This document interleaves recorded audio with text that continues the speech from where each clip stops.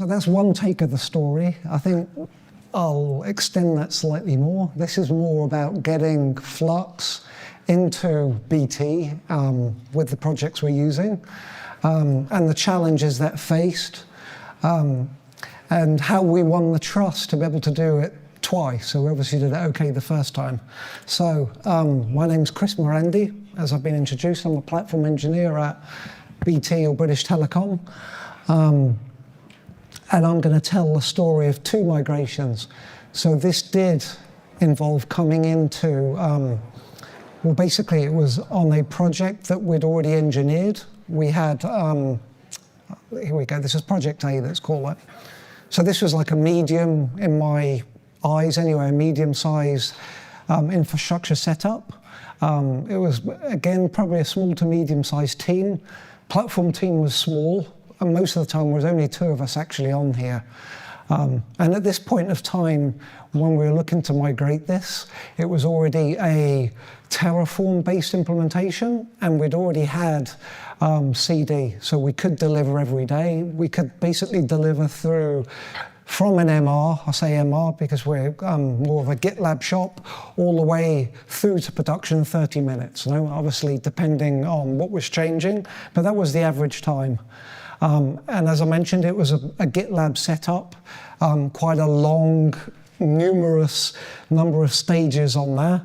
And importantly, the developers were sandboxing this environment. And this was, I think, one of the key things to this talk. It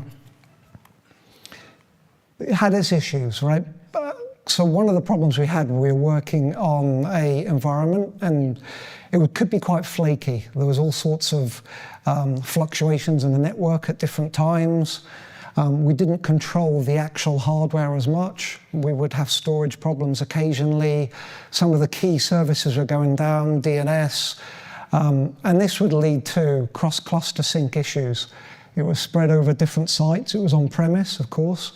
And occasionally, the counterpart clusters, we would discover that they were out of sync. And it was because one of these long, lengthy pipelines was kicked off. It had failed. Its fault tolerance wasn't so great. And one cluster wasn't in line with the other. So the next part of the story is how Flux came to be in this project and why we decided to use it. So it wasn't actually the issue I talked about previously. It wasn't because of this flakiness we were seeing on the environment. It was more that security very concerned about patching, keeping things up to date, Kubernetes versions, all of the software. It was an endless game of basically keeping everything up to date. So it was decided to bring in a managed K8 solution, and that would make our lives easier. And at this point, we were probably just the 2 of us. And with this managed solution, almost like a Trojan horse, in came Flux with it. So with Flux itself, we were like studying this. Obviously, we had to make sure everything was working as expected. And we realized that the Flux-based services were more tolerant to our environment. They weren't susceptible to these fluctuations, etc. So we thought, now here's a thought. What happens if we migrated our other services over from our Terraform base? It was probably around about 3 years old. It was probably about 4 years. It was quite mature, was in need of some refactoring, and to be fair. So what we did, we basically transformed the Terraform declarative code over to K8's Flux CRDs. The bash Python code, the imperative code, worked its way into K8's jobs rather than triggering these via the GitLab. So it was like a transformation over. And we decided to keep all of our environments still on the main branch. What did this bring? Right, so it wasn't a big surprise that and it was a good learning lesson for us, was that reconciliation loops with their almost indefinite retries overcame these moments when the underlying platform perhaps wasn't as healthy as it should be. So the cluster syncs were happening. They were still happening occasionally because, of course, the underlying problem hadn't gone along, but its resilience had got much better. When it could fix itself, it did. And we didn't have to notice this. It would do it itself in most cases. Other benefits that came along with the code simplification. And I think there were, like I said, around about 30 clusters, all of them with their own state files in Terraform. And I think Stefan mentioned this earlier. There was always a paranoia about this state, like what happens if it does get corrupted? And to be honest, it did happen a couple of times. So I think it was quite reassuring to now have this moved into the cluster in the same place that we were managing the resources. It wasn't all roses, of course, right? So it's true, the actual conceptual switch was true for us. And it was almost akin to going from sync to async. But the takeaway from that was it made us learn Kubernetes to a much deeper level. I think we really had to learn how these controllers were working, no reconciliations in order to be able to tune them. So that was a good thing, really, rather than a challenge. Or challenge that led to a good thing. There was obviously the switch everybody keeps talking about going to CLI. Again, we were platform engineers. The apps development team still stayed with GitLab. So this was kind of fine, right? We felt we had more control rather than looking at pipelines in the first place. I think one of the things that we started to really stumble on was we were building up dependencies with our customized items on there. And it was quite unpredictable when things would eventually reconcile. We didn't quite get about the requeuing going on there in the first place, no? Especially when something that was dependent had reconciled. Like, why doesn't it immediately kick off, no?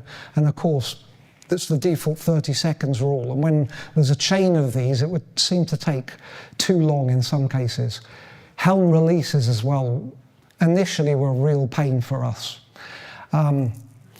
It took us a while to understand about the failure remediation, so we would be brutal and we were just having to delete them to try and fix these stalled Helm releases, particularly around the stateful sets. But I think the biggest problem that we faced really were overlays. So for the 30 clusters, everything was just set up in a directory structure. And it's that classic Flux directory structure now that we know and is recommended, config, apps, infrastructure, and we would duplicate that over these, and it just became unwieldy. And how we were actually managing configuration in this case was to patch and overlay items on there. So we just ended up with so many files, so many directories, it became quite unmanageable. Right, so on to the next project. So we had this. We'd improved the reliability of the platform. And at this point in time, I switched to another project in BT. Let's just call it Project F. We'd run the trust at this time to be able to bring Flux in with us. Now, this was an interesting project. It was at a smaller scale initially, but this is going to be a global-wide project for BT, and it's going to probably go into the thousands eventually. This is with one customer on board. The team size is substantially bigger, like 150 approximately, and it's growing. Now, the platform team went from 2 people to 32 people. So, massive change for us, like culturally, socially. Now, this is where it gets interesting. This project is really a waterfall project now. We discovered when we went, well, basically, when I was introduced to the project, we saw that the actual cycles were every 3 months, or every PI, as they call it. And the whole project was built around this process. It was a very Ansible-based project, and it was very tightly coupled. There was no separation of concerns here. Deployment code, the application code, the testing code was all basically one entity, and it was designed to be packaged to have this one ultimate release. So, and it was quite a challenge. Now here we come. The developers themselves were actually having to work on shared environments here. So there were like a few different environments they could work on, but they had no sandboxes of their own at this point. So really, the biggest things we had to deal with was about you can imagine with all this going on, it was just a complete drift everywhere. It was quite chaos between the actual, especially the development environments themselves. And what also exasperated the problem was very long-winded deploy processes. Like literally, if you wanted to change something in Ansible, you would need to rebuild a whole image to do this. So it could take, the smallest change would probably take about, I don't know, an hour or something like this. And every single environment had its own repo. So if you wanted to stage this through, you had to manage all these MRs. It was a proper headache. So, speaking with management, showing what we'd done for the previous project on there, the need to increase our delivery cadence, the bottleneck that we could easily demonstrate and communicate to upper management, we got the green light to try and make that move towards CD. So the initial steps we did, so our particular team was more concerned about the monitoring and observability. So what we did, we took and uncoupled that part from this big monolithic repo. And then we could demonstrate that we could basically start to deploy this at a decent cadence across and up to integration environments. Now, in order to make this happen, we had to deal with having proper development environments here. So the previous system wasn't conducive for you to be able to actually even spin up like kind clusters. The actual deployment almost depended on the cluster type. Sorry about that. Yeah. Okay, so I was saying that you could, in the previous world, it was very difficult to deploy anything into an ephemeral environment. People were doing crazy things, taking their own initiatives to kind of use Docker Compose and try to pull out pieces of the system. So now we'd moved our monitoring stack over. This gave us the chance. We had quite a lightweight deploy system here. And again, now it made it conducive to be able to do this.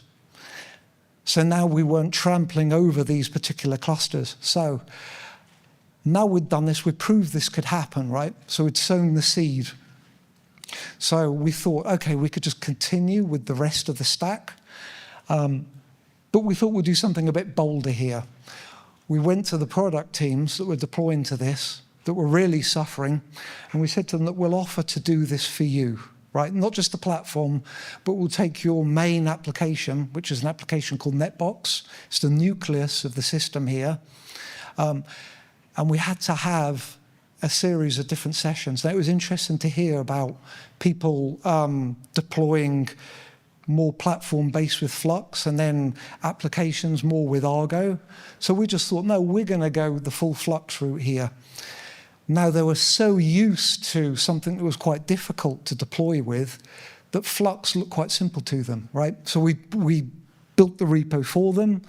We showed them that by just tweaking these particular parameters, it was quite parameterized. So they were literally just changing config, which would lead to the application being deployed. We sold it to them. They said, okay, let's go ahead with this.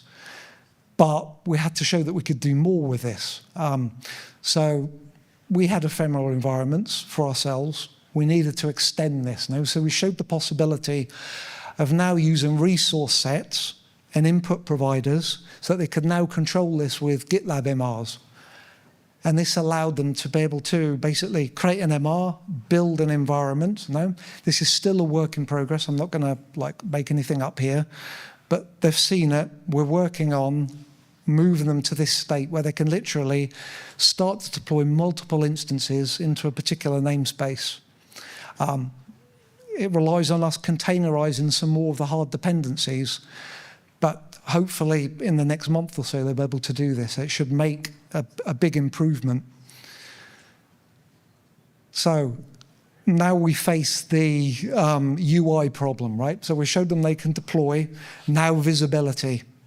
We showed this to ops. They were a bit skeptical, right? CLI to start looking at the state of deployments. Okay, so what we did, we just packaged some well-known UIs. Headlamp, Flux plugin, Helm dashboard, which I could have used all along in the first place. But then it gave them a nice history of things. And they started to buy the idea that, okay, this this would work for us, really. At the end of the day, it's not easy what we have anyway, because we're combing through GitLab pipelines, So this is probably actually better. And it's very apt, as we heard earlier, that it seems that there will be a Flux, more visualization, read tool coming up. So it'd be very interesting to see this. So another key thing in order for all of this to be able to really tie up and work was our integration with test frameworks. So on our project, there was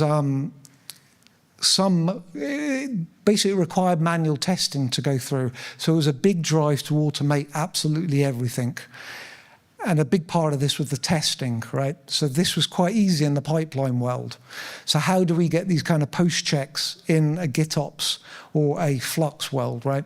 So we just took a quite simple approach. Post check customizes, triggering KH jobs, monitoring the progress of the pipelines, and either stalling on failure, so it would raise alarms. People realized that basically their deployments weren't happening for the testing reasons. So where are we today? So we're like around about 30% of where we should be. We're hoping by the end of this quarter, we should be up to 80, if not the whole thing complete. That's our goal. Benefits, I think now we have more predictable environments that are much simpler. No more this nonsense of multi-MR to control environments. Now we can stage them through one, maybe just one commit. And now we have the auditing. We know who's doing what now, because that was always the problem. So that came, all the goodness GitOps, right? Textbooks, GitOps stuff, basically. The interesting thing is, one of the things we did really learn between the two projects, right, is that overlay sprawl, something we didn't really tackle before.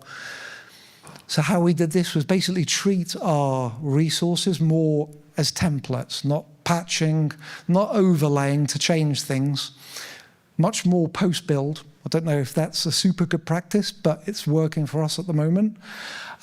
Put in like large config maps with the configuration in, and it was really good to hear about managing configuration, because it's an issue we have. These are all YAML files that work their way in as config maps that then basically get used as post-build parameters and variables. And I think another thing we did as well, we almost made our, like the classic apps directory setup initially, and out of naivety, we had one customized basically that controlled all the different applications, right? Reconciliation hell. But anyway, what we did, we basically made sure that these applications were immutable. You couldn't patch them anymore, and you create versioning. So if you need to change a structure of them that can't be changed by a post-build variable, we make a copy of it and switch the clusters over to it when we upgrade. Another item that we've got much better is, like as mentioned, that reconciliation hell with having so many things off of one customize. We've broken in a template now where we have pre, post, deploy. It probably looks very familiar because I think this came straight off the Flux site, but we use this to our advantage now. So we have many customizers now, of course, and the actual time it takes can be a little bit predictable, or you've got to be more aware because there's a big dependency chain. But it's allowed us primarily to do the testing steps we need to do. What we're working towards. So we want to further that work on there. Better use of resource sets rather than using directories for different clusters, for bootstrapping them, making sure we can use this to generate the code more automatically. We noticed that a lot of the two applications we have migrated so far, most of the changes were literally build, change the tag of the application, right? So this can be done by using auto-image updates, registry scanning, commit the code automatically. Just needs us to get better at the SEM versioning of these applications, but this is something that should be coming soon from us. And then one of the things that we need to work towards once we've done all of this, canary releases are something that they, particularly operations, are asking for. They're very nervous about having just one deployment, though, should it break. So we want to be able to have at least that blue-green setup, 2 canaries in there, or 1 canary, 1 active. And what we need to make this, in order for this to happen, we need to get better at our database layer, right? Because obviously, stateful application, both looking at the same database instance. There's been mentions of running 2 DB instances. I think that's a bad idea in my view. So we need to have backwards-facing migrations, and this is something obviously well documented. Tools are in there, and that will enable us to take that route. So I think that's all I wanted to cover, really. Probably quite high level compared to what some of the things we've seen today, but it was my journey from a complete beginner to winning trust in the company, really. And hopefully we're going to use this to work towards much bigger things, really. So, and then eventually we're hoping that this project will actually become a continuously deployed project rather than a waterfall-based one. So. That's the last slide? Yep, that's the last slide. Awesome. I should have a QA slide on there, but yeah. We indeed have time for questions, if any. Thanks so much. Absolutely. Hi. If here you're saying Flagger is something you'll use in the future for progressive delivery. Correct. But you also mentioned that you're deploying from main to other environments right now, or was that a thing in the past? I'm sorry, I was debugging something, so I might have missed. So we're deploying from main. So at the moment, we build the images from another repo, and then we have main that's responsible just for deployments. Got it. So without using Flagger, how are you staggering deployments across the environments today? Or is it? There isn't any segregation at all at the moment, no. So this is something we're going to work towards rather than we actually have now. Thank you very much. So it's literally, yeah, 1 instance. One over here. Thanks again. Good story, thanks. I'm just wondering, knowing what you know now at the end, are there any things you think you would have done differently at the start? Yeah, that's lots of lots of things. Like, well, I think the main message for me was basically how you manage multi-clusters, right? We need to, particularly around bootstrapping them. I think it's got a lot better with Flux Operator now, with some of the resources that are kind of enabling this to be more easy. But I think it was our directory structure and bootstrapping mostly. I think this was the main thing that we're still having to get better with. And also probably that observability. It's still an interesting issue about applications and deploying them by Flux. It still makes people nervous now. So I think, yeah, and this is another thing we need to move towards, is some probably more observability. So we're looking at Prometheus, and we already have this in place, but we need to surface those alerts when things go wrong more now. Yeah. Hi. One over there. Thanks for sharing your journey and a lot of information. We also went through this one. There are a couple of things I would like to know what you guys did. How do you handle the pre and post upgrade scripts, which we were using earlier? The Flux is not very intuitive way of dealing in something. We want to change the state of a particular resource as part of pre and post upgrade things. And one question. Then second one is, how do you guys handle the dependencies? Let's say within the infrastructure, we have a dependency on a different component which has to be reconciled before. So sometimes the Flux may not respect the dependency properly. We were dealing with some kind of writing a pre and post upgrade script to ensure that we met that exact dependency we wanted. Yeah.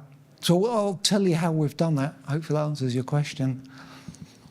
So in our case, usually the pre-steps, if necessary, KH jobs themselves would kick off.